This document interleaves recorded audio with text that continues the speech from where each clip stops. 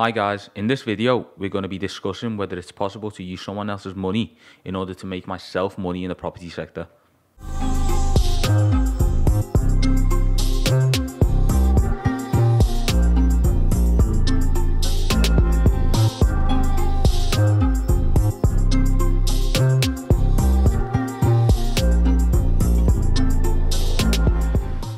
So the other day I had someone ask me this question and bring up a valid point. They said, so in trading, you can use someone else's money to make money for yourself through trading. But then they brought up the question of, is that possible in property? Can you use someone else's money to make yourself money in the property sector? Yeah. I mean, there's different levels of using people's money. Obviously, if you go and buy a property and you get finance for it, you're using someone else's money to obviously make money. You could not go with your own money and buy that property, so you are leveraging your money, if you like. Now, if they mean that without any money of their own, again, that is possible as well. But you have to bring other stuff to the table, like experience or sales, or experience in sales or build or finance or something.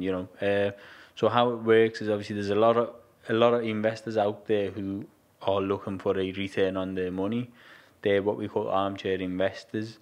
They just want a return on the money. They don't want to know anything about the project. Now, they will invest into the projects given that everything is right, so all the numbers are right. So if you get everything right, you find the project.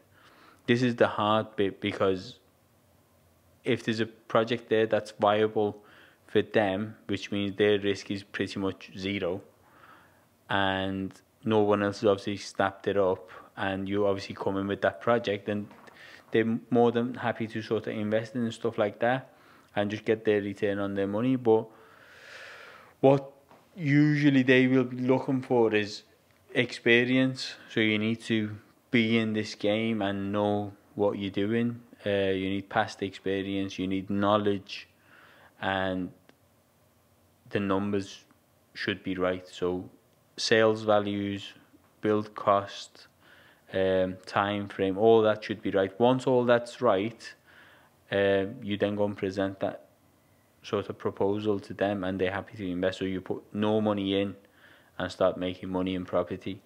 But if you wanted to put some money of your own in, again, you're still using majority of someone else's money to do it as well, and that's sort of, again, leveraging your money, and you can make money that way. I guess if you're approaching an investor, for example, an armchair investor, and you're saying, okay, I've got this project for you to invest in.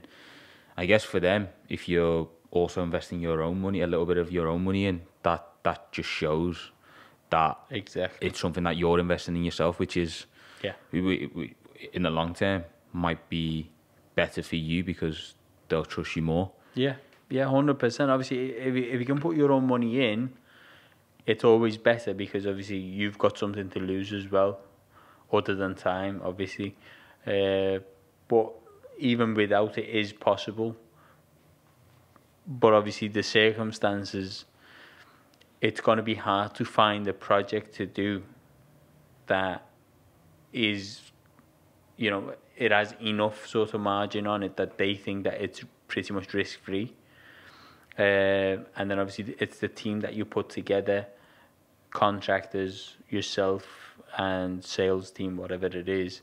Once they know that all the experience is there and everything sort of contracts and watertight, it's pretty much doable. But obviously, it's the hard part for that is obviously finding a project that ticks all those boxes, and no other developers obviously sort of So you've got no competition for the project, and it's also the perfect project.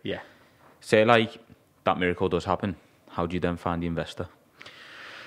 Finding investors is, I'd say, probably the easiest part. There's a lot of companies now out there that are offering this JV model, joint venture model that, you know, they'll fund the project, given all these circumstances, obviously.